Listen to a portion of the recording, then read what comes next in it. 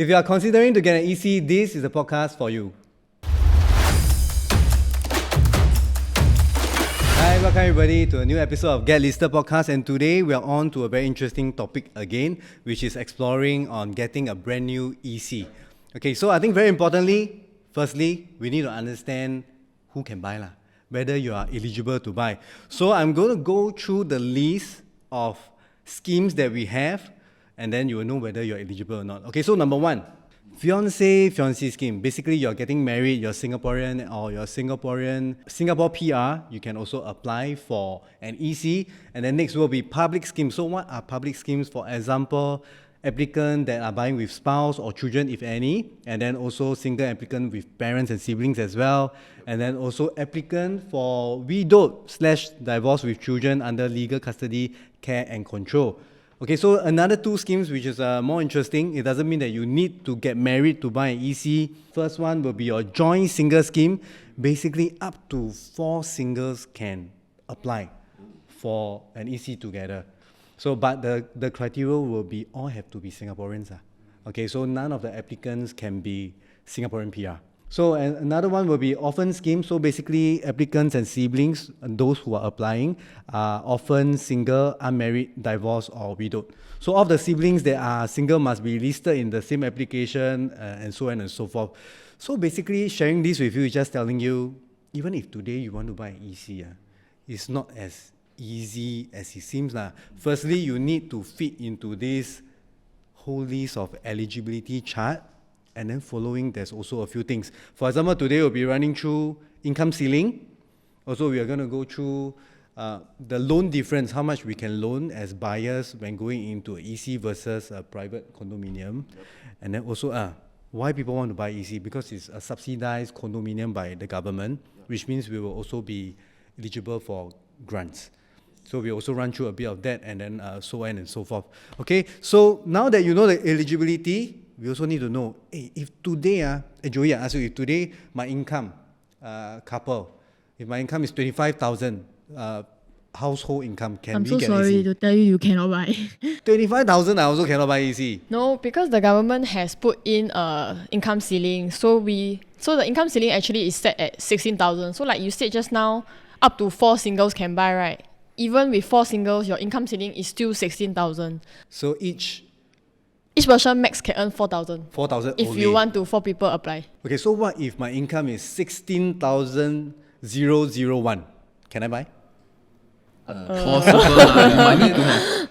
You might need to appeal because I think it's case by case basis as well But to be safe, under 16,000 would be your eligibility. Like law by law is like that . So I think a lot of people have been trying basically their income as if at 500, 1,000. But sadly to say, or case by case study, I think we do have people writing in to apply for special approval. Because I think I have heard of some cases whereby because they are elderly parents who have some medical condition, so they also has this fixed expenses they are paying in terms for medical bills as well. So writing in all this appeal letter might help, but we also cannot guarantee . But like I say, case by case basis. So if today the buyer would approach any of you, example Gerald, I buy say, hey, I really want to buy EC, but my income is 16,500. So what are you gonna say? I mean, it really depends on your situation, right? So I have a client that actually managed to buy a EC. Okay. Their total household income was around 17,000 at the point in time But with very strong evidence that they really every month give $2,000 to the parents as allowance. Then they managed to write in and then convince the developer, and the developer managed to sell them the unit So those are cases that can be accepted, but of course it really depends on. You must be able to substantiate. That very situation that you are in So basically, never try, Never know. Correct. But for us to actually state all this example out, it doesn't mean it's like a guarantee So we are just putting out there first It's just we've been through because I mean we have been on the ground for a while, so this is things that we experience So example, if you are one of them with 16,500 income or 17,500 income, and you thought that your hopes for EC is gone. 0. So this is a podcast to share with you that actually you can explore appealing. based on your current situation, and we will do our best to help you. Of course, still subject to developer, subject to HDB approval as well lah. But one more question I want to ask: has it been 16,000 all the way? No, actually, I think they revised. The last time they revised it is in 2019. 2019. Okay. Yeah. So over the years, they have rumored that we might increase over time. So now, as of today, it is 16,000. But it's hard to say whether it will stay at 16,000. So maybe in a few months or a few years, it may be 18,000. We also don't know. Maybe when the podcast is being released, Already the income changed. ceiling will change. Already changed. Because there's a few reasons. Because as we all know, regardless whether it's EC subsidized or not, I think the prices of EC have went up as well. I think in the past you can get an EC of how much? $800, $800 per square feet for 3-bedroom, 4-bedroom. But today, EC 1,400, 1,500. I think bottom price, the lowest, I think if you can get a very big unit, 1,300 plus. So if the government don't adjust the income ceiling, they can't sell the unit as well because the buyers are not able to loan. Yeah, and another thing is it moves in tandem with the HDB eligibility as well. So HDB income ceiling increase, then the EC will also increase lah.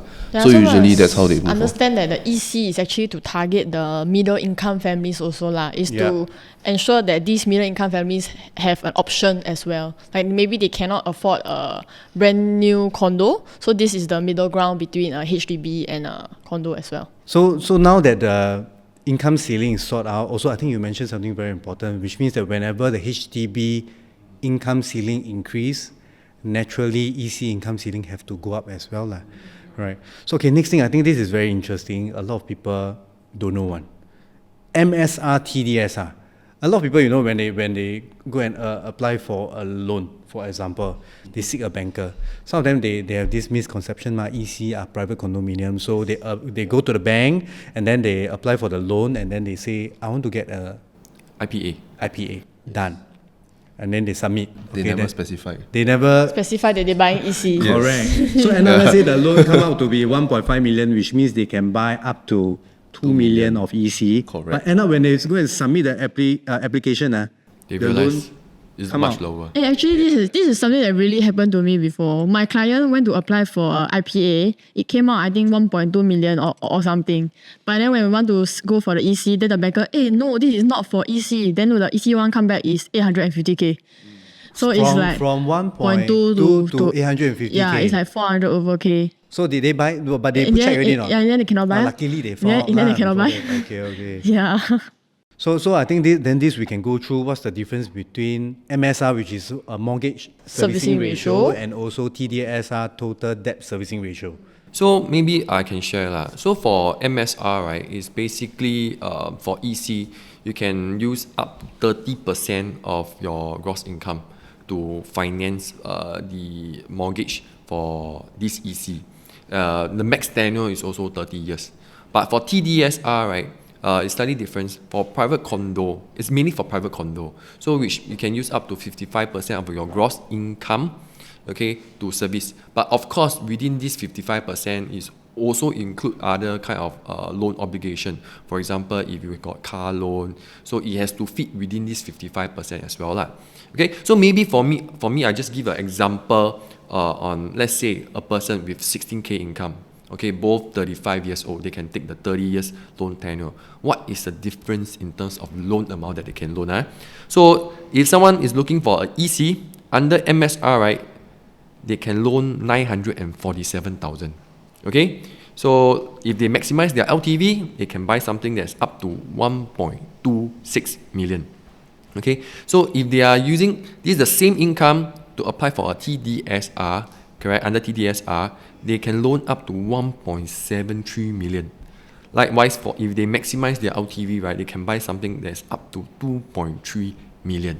Yeah. So in terms of loan wise, it's close to about $800,000 difference with the same income.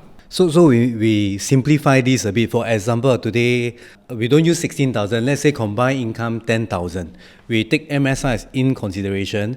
Basically, for 10,000, if I use MSR, it's going to be 30%, which means I can only use 3,000 for my mortgage. Let's say if I have a car loan, with a bank for let's say $1,000, which means I'm only left with 1,000 plus. doesn't affect. Doesn't affect. Because MSR It's only for is mortgage. only for mortgage. Ah. It kept the mortgage percentage at 30%. Correct. So, So even in you comparison, have TDSR? TDSR is different. Okay. If let's say you have 10K of gross income, Yeah. if let's say your car loan is 1,000, so it will eat into your so-called ability to repay lah. It will be part of the 55%. Yeah, which is within the 5,005 that you have every Yeah. month. So you'll eat in 1K into that kind of budget lah. So we recap basically for MSR, don't be confused. Your other loan liabilities, Yes. example like car loan, will not affect Correct. your 30% MSR. Yeah. But for your 55% TDSR, Yeah, as of it's like today lah. total Yes. debt. So it's your it- total debt total servicing debt, ratio. yes. If Yup. you have your car loan, loan. if you have your, let's say you go Reno for loan also. Reno loan, Yeah. your furniture installment, Yeah. Yes, anything borrowed from the bank and you need to pay in a monthly Monthly. basis, Yes. those will affect your TDSR lah. Correct. Correct. So actually moving on to this thing, right? So when we talk about loan, like I mentioned lah, so even for income ceiling at 16,000, right? The maximum loan that they can take is actually 947,000. For 16,000, I only can loan 16,000, you only can loan 947, and that's assuming you can have a max tenure of 30 Yeah. years. So that is the highest max amount, already. the max already. So interestingly, if you were to look at some of the brand new EC launches currently in the market, what is the average 3-bedroom prices? I think if you go for the 3-bedroom compact, the smallest one, I think I saw 1.1 plus 1.2. Yeah. If you go for the premium one, 1.3, 1.4, up to 1.5 lah. So, like for example, there are some as about 1,001 like North Gaia that's currently still selling. But other than that, some of the other developments like what we see Atura, Lumina Grand, some of the upcoming EC at Bukit Batok, Tampines, they are going to be launched in the range or selling in the range of 1,004 PSF to 1,005, which means a 1,000 square feet 3-bedder are easily about 1.4 mil, 1.5 mil. So, which means if you can only take a loan of 947,000, right, it means there's such a huge down payment that you actually have to pay, correct or not?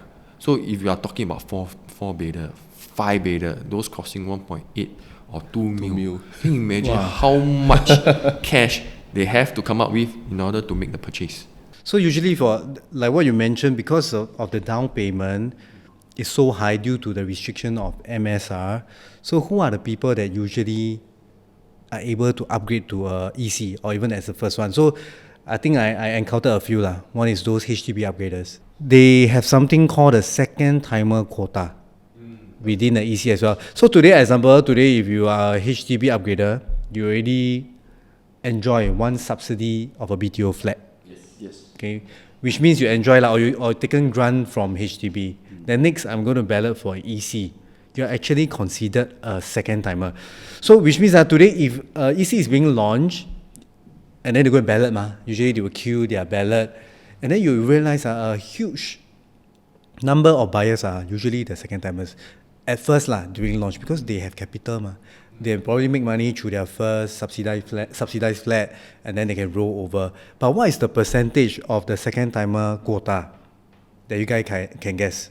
At launch is 30%. 30%. If I'm not wrong, yes. So my question is, when the EC, when we go for balloting, we hit the 30%, what happens? Then second timer cannot buy lor. So they have to go home. Yeah, so basically this only happens at launch. So don't mix up. So basically, if let's say today, let's say the coming EC launch, or like we take Lumina Grand for example, just pass. So I think on the first day they hit the second timer quota of 30% of the total number of units. Okay. So like for example, they have 500 units, they only can sell 150 units to second timers. Yeah. And this 150 units very fast step up one. Yeah. So they just go for ballot. You still get the same chance as a first timer, but based on the queue number you go in lah. Then if you are past the 150th unit, you as a second timer, you will not be able to purchase the EC for the first month. So there's a cooling period lah. So that's what they call a cooling period to adjust back or give first timers chance to actually buy first. Okay. Then if let's say you are a second timer, really you want to still look into the project when it's still available after 1 month, you need to resubmit every document that you actually done for the first time. So it's a long procedure, but still a lot of people do it lah. Yeah, mainly because there's also this thing called grants. So which means when I queue up for the EC on the first day, that means the day that I ballot, I can choose unit by queue number. Once they hit the 30%, I can go home already. Yeah, go home. Yes. They You come can back go after home, 1 month. sleep for 1 I can month. go home, sleep Yeah. for 1 month. Yeah.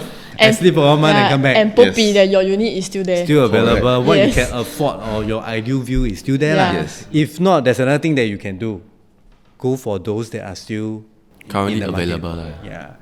So that's what we also see in trend. As a brand new EC launch, those second timer that cannot get on the day, they're already on what's that called? On fire. Not on fire lah. They're already Motivated. motivated. They got mood to FOMO buy already. also. They already Yeah. got the feel to sign the check and place it somewhere for some unit.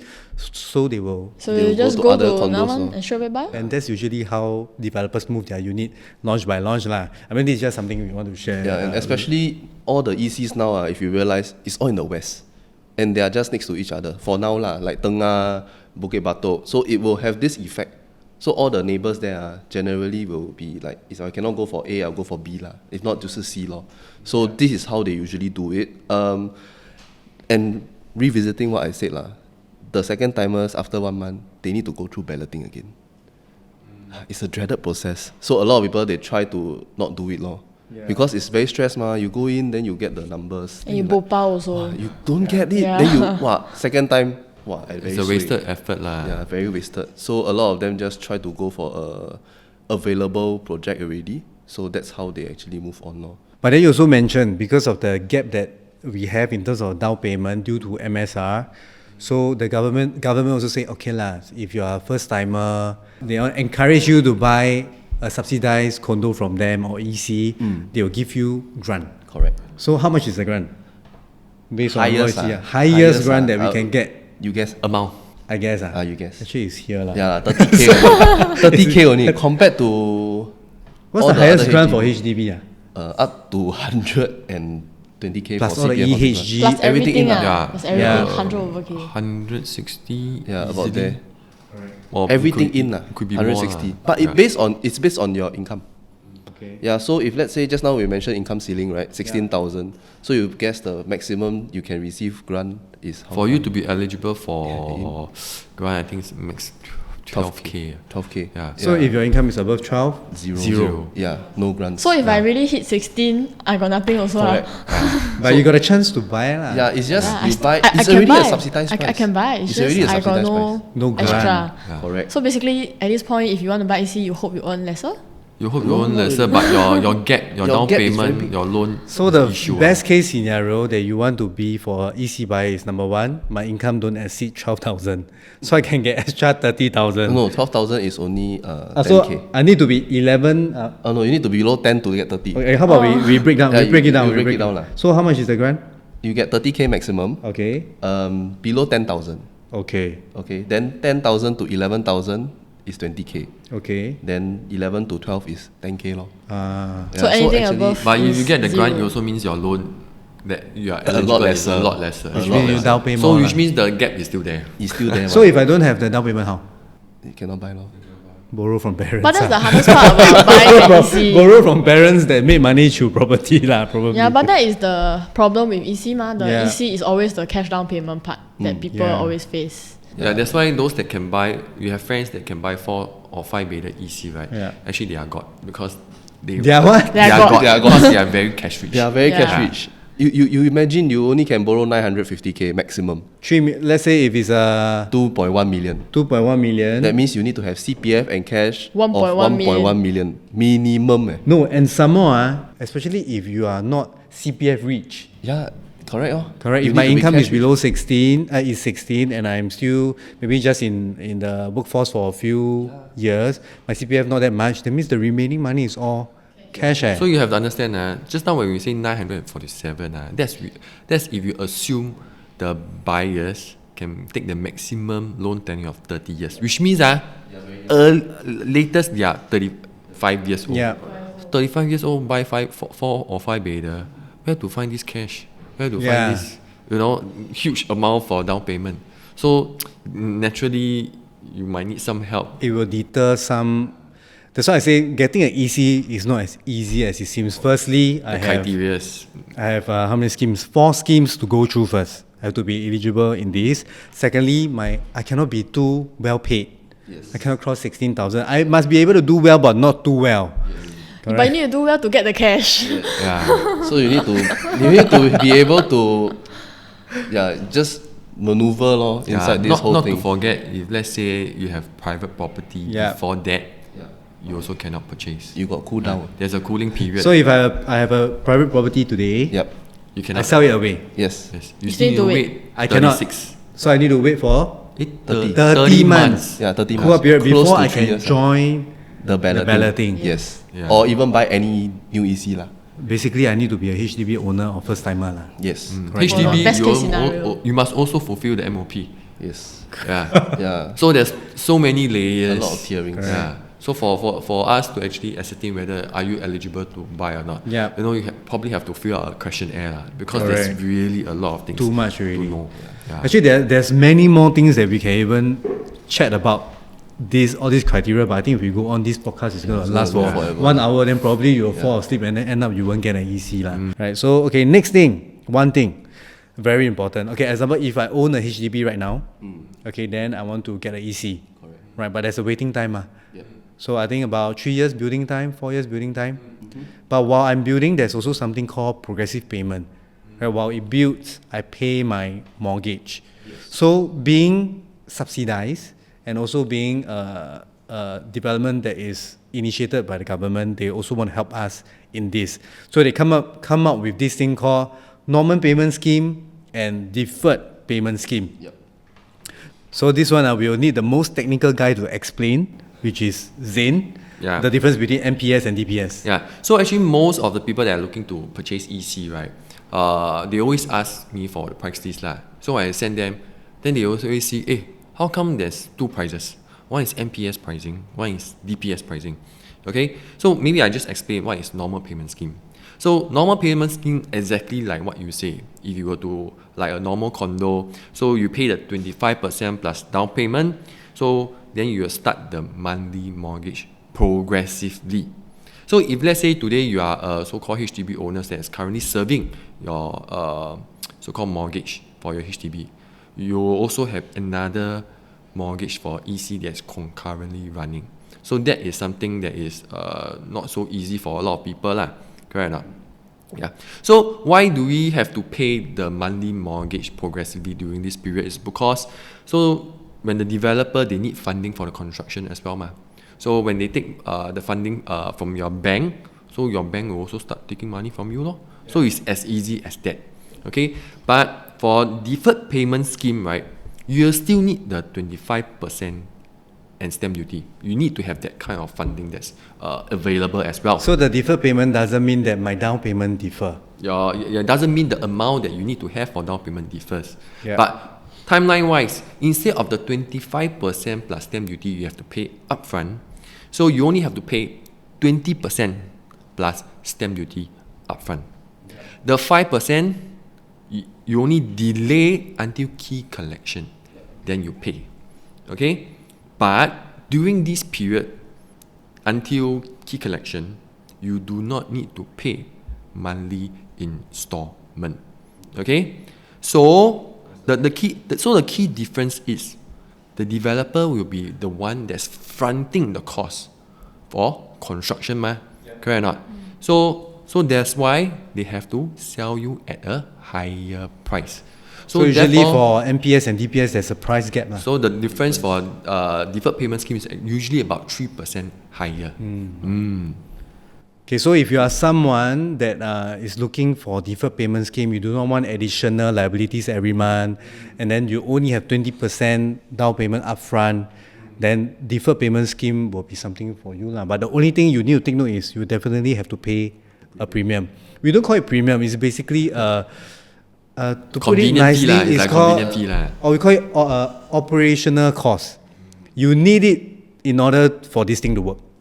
If not, you just have to go for the normal payment scheme. But DPS is quite popular. with all the EC buyers, especially upgraders lah, because it helps them with their transition. I would say you don't need to every month so chuan. Yeah, so that is how usually people do it. First timers have the flexibility. If let's say today I am able to service the loan immediately, then I will do that lah. But if I am a upgrader, then every month got two loan, it might be a bit tough, I would say. So that's why, back to the same topic lah. So only those that are rich can do the normal payment scheme. Correct.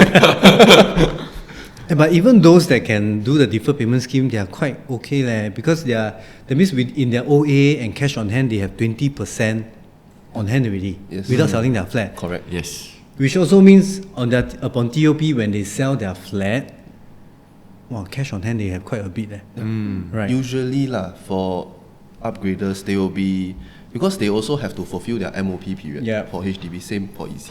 So this MOP, maybe 5 years, they already gathered some funds, savings and everything, which they can down for your next property lah. So talking about MOP, I think we can touch a bit on EC also, because we also have MOP. So example, if you are HDB owner, they just gotten your BTO, your HDB, and you want to plan forward on what I can get or what I can buy next, and EC is one of your consideration, which means that now you need to start saving for the down payment already, minimum 20%. But the thing is the EC going to be the same price 5 years later or not? No. Actually, no lah. So we can do this formula. Example, if the EC is costing you 1.2 million today, okay, make it higher, maybe 1.4 million for a 3-bedroom. So every year, inflation 3%. So you just use 3%, you times 5 times. So using that amount, the new amount, you times 20%. You save that amount. Plus stamp duty, and that's the amount you need to save. Yes. So which means probably you need to travel less. Because you know why? Your incomes cannot exceed 16,000. So you cannot progress too fast in your career. Correct. But at the same time, you need to save a lot of cash, which means travel less. But the good thing is they assess your income on the day you buy. But you have to fulfill MOP to buy. Correct. It's the same thing. So it's still 5 years later thing lah. Correct. Yeah, for an owner. So a lot of people say in Chinese we call it 走一步看一步, means take one step at a time. But to be very honest, in Singapore, you really need to plan ahead. Correct. So watching podcasts like this is very important. So please, for now, please like and share, subscribe to our channel if you haven't. Thank you very much. Okay, so now we go to the next. We still have about 3 points. MOP period. So one thing, why is EC so popular? Why everybody want to own an EC as much as possible if they can? Because it's a Singaporean privilege. Okay, that's one. Profit is good. And the profit is good. Because everybody want to make money. BTO make money. So what is like the profitability percentage of EC? Very hard to say. I mean, if you see those that buy brand new. Those that buy brand new, like maybe say 7 years ago, pre-COVID, I've seen units that make up to 600k, 700k. Percentage, The new one, almost double. No, so technically speaking, what we are saying is, brand new EC, why is it so popular? And despite it being so difficult to finance, people still do it or try to do it because the profitability percentage is 99.99999. It's like sure. 包赚 one. It's 包赚. We don't dare to say 包赚 but the percentage is super high. And the reason is because you are buying a subsidized flat. Firstly, it's being subsidized. That's why it's always at a lower price than the newly launched private condo. Yes. So a lot of client say, hey, last time EC used to be 800 per square feet. Now 1,004. It is expensive. Right? Yes. But like what you say is wrong. I mean, it's not wrong, but you have to understand. Last time when it was 800 per square feet, brand new condos are 1,000 plus, 1,200, 1,300. The ratio is similar. But now brand new condos outskirt is really 2,000. So for us, brand new EC selling at 1,004, it is still relatively affordable Correct. In comparison. Because recently I had a chat with Zane, super funny. I almost laughed. Zane tell me this thing. If today someone asks you in Chinese, 屋子现在越来越贵了 houses are getting more and more expensive. So how are you going to reply? No, then I ask them if you can find something that is getting find me something that's getting cheaper and cheaper. You honest, pay lah. You also don't you have to tell me buy. lah. I give you $10. You tell me what thing is getting cheaper and cheaper. The fact is I sit that 10 minutes, I cannot think of anything. Yeah. Don't talk about the allowance that you give your wife lah. But other than that, really nothing is getting cheaper. Correct. Yeah. But if you put it into context, if something is getting cheaper, you dare to buy meh? If you find something that is cheaper, you leave in the comment. You can find something that's getting cheaper and cheaper, you leave in the comment. I give you transfer you $10. Legit. No, you must now, pay now. you must comment and then you also key in your number. Yeah, then you can pay now. Zane straight away pay now you $10. Ah. No, but what I like is how he end that question. So what is getting cheaper and cheaper? Nothing. You forget that time we were talking about 讲话是免费的吗？ it. You say easy ma, you say free one ma. Like you want to buy property, but we always complain that prices are Going higher. higher. But why you never complain that your income getting Higher. higher? Correct. That's why what is the cheapest thing? 讲话 We say lor, Talk say is cheap. cheapest lah. talk is cheap. Okay lah, just joke aside. This is just a side conversation we had last week when we were thinking about this podcast. I think this is very relevant. Everybody is always focusing on the price of the property, but if we don't forget, firstly, we also realize the contribution of CPF monthly government is doing what? Increasing already, right? Which also means our income is increasing. Everything is going Up. together and going up together, so that affordability is still there. Yeah, like what they say it's always about relative lah. Affordability Correct. is relative lah. Correct. So if you imagine today EC is being launched and fully sold out in the first day, I mean, what's the purpose? Depends. Very seldom. Oh, there's only once that I remember this. Many which is times. A few times. Or Copen Grand also like that. Copen Grand. So when it relaunched for a second time, Yeah. it sold out on that day. 1 month gone. Then one more is 100 pumps, yes. Also fully sold. So the location plays part lah. Ultimately. That one also because of the MSR. They were increasing or changing something at that point in time. So one day, soup everything. Yeah. First timers. First timers get everything. No, because they have the same quota, 30%. Yeah, so 30% fuel already, then all first timer buy. Okay. Yeah. So they are also going to MOP soon already. Yeah. 5 years ago. So now that we are onto this, so okay, but there's also a reason why EC have one of the highest profitability percentage. Okay, the reason is because the holding period is very different from private. It actually has time, you have more time to appreciate. So for EC, today you buy, does my MOP start today? Let's say if I ballot, I get a unit. So when does my MOP start? Similar to HDB, it starts the day you move in, basically. So you collect your keys. Collect your key, so that will be 5 years. Or another way to do it is to go to HDB website. You key in EC MOP dates. There's also a date over there to state that clearly that when is your MOP MOP start date.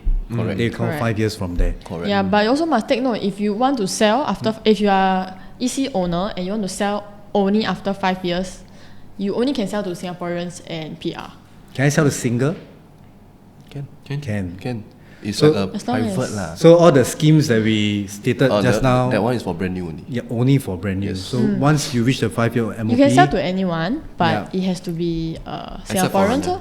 Yeah, for Singaporean 5 years. and For PR. 5 years. As long as you are either a Singaporean or PR, you can Yes, buy. but if you want to sell to foreigner, you need to wait 10 years till the EC becomes a private estate. So the thing is, Yeah, why upon MOP there's always a surge in price? You all know why? Or how do you all see it? Because the buyers that bought, the owner that bought the EC is based on MSR. Correct. But upon 5-year MOP, Based on TDSR. TDSR. So the borrowing from the buyer is A lot more. much stronger. And that's also why they can afford.